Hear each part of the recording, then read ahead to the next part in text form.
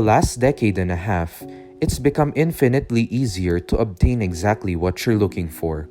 By a way of couple of keystrokes, the internet has made it all too simple to use a computer to change reality. An abundance of information is merely a search engine away, to the point where it's hard to imagine life as any different. Yet, a generation ago, when the words streaming and torrent were meaningless, save for conversations about water, people met face to face to conduct software swap parties, trading games and applications on a Sharpie labeled 5 1/4 inch floppies. Of course, most of the time, the meets were a way of frugal, community-minded individuals to trade popular games like King's Quest, Maniac Mansion amongst themselves. However, a few early programming talents designed their own computer games to share amongst their circle of acquaintances who in turn would pass it on. Until, if fun and well-designed enough, an independently developed game had its place in the collection of aficionados across the country. Think of it as the 80s equivalent of a viral video. Pale Luna, on the other hand, was never circulated outside of the San Francisco Bay Area. All known copies have been long disposed of, all computers that have ever run the game, and now detritus buried under layers of filth and polystyrene. This fact is attributed to a number of rather abstruse design choices made by its programmer. Pale Luna was a text adventure in the vein of Zork and the Lurking Horror, at a time when its said genre was swiftly going out of fashion. Upon booting the program, the player was presented with a screen almost completely blank except for the text. You're in a dark room. Moonlight shines through the window. There is gold in the corner, along with a shovel and a rope.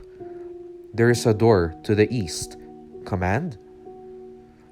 So began the game that one writer for a long out-of-print fanzine decried as enigmatic, nonsensical, and completely unplayable, as the only commands that the game would accept were pick up gold, pick up shovel, pick up rope, open door, and go east.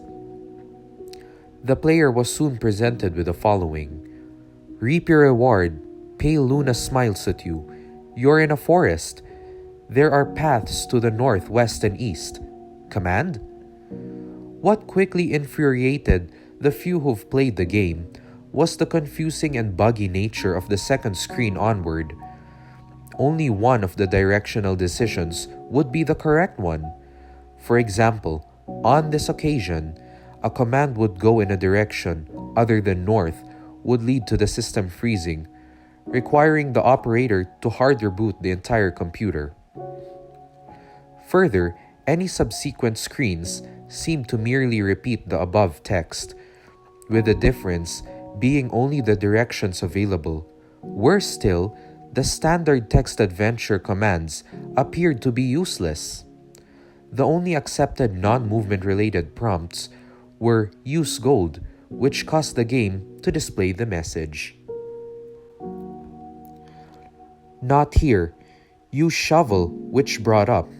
Not now, and use rope, which prompted the text, you've already used this. Most who have played the game progressed a couple of screens before it becoming fed up by having to constantly reboot and tossing the disc in disgust, writing off the experience as a shoddily programmed farce. However, there is one thing about the world of computers that remains true. No matter the era, some people who use them have way too much time on their hands. A young man by the name of Michael Nevins decided to see if there was more to Pale Luna than what met the eye. 5 hours and 30 screens worth of trial and error and unplugged computer cords later, he finally managed to make the game display different text. The text in this new area read, Pale Luna smiles wide. There are no paths. Pale Luna smiles wide. The ground is soft. Pale Luna smiles wide. Here, command? It was another hour, still before Nevin stumbled upon the proper combination of phrases to make the game progress any further. Dig hole, drop gold, then fill hole. This caused the screen to display, "Congratulations, 40.24248, negative 121.4432, which the game ceased to accept the commands, requiring the user to reboot one last time. After some deliberation, Nevins came to the conclusion that the numbers referred to the lines of latitude and longitude.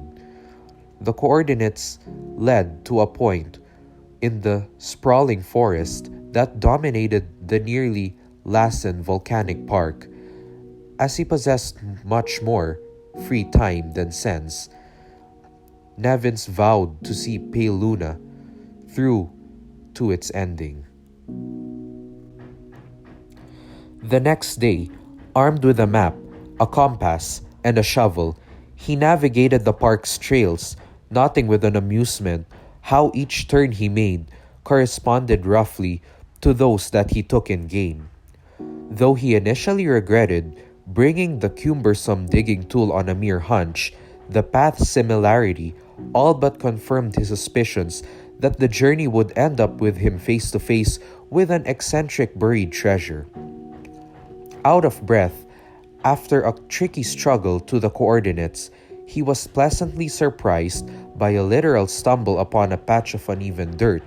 Shoveling as excitedly as he was, it would be an understatement to say that he was taken aback when his heavy strokes underneath the badly decomposing head of a blonde-haired little girl. Nevins promptly reported the situation to the authorities.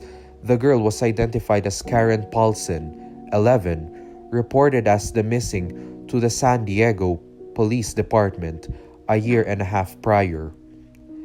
Efforts were made to track down the programmer of Pale Luna, but the nearly anonymous legal gray area, which the software swapping community operated inescapably, led to many dead ends. Collectors have been known to offer upwards of 6 figures for an authentic copy of the game. The rest of Karen's body was never found.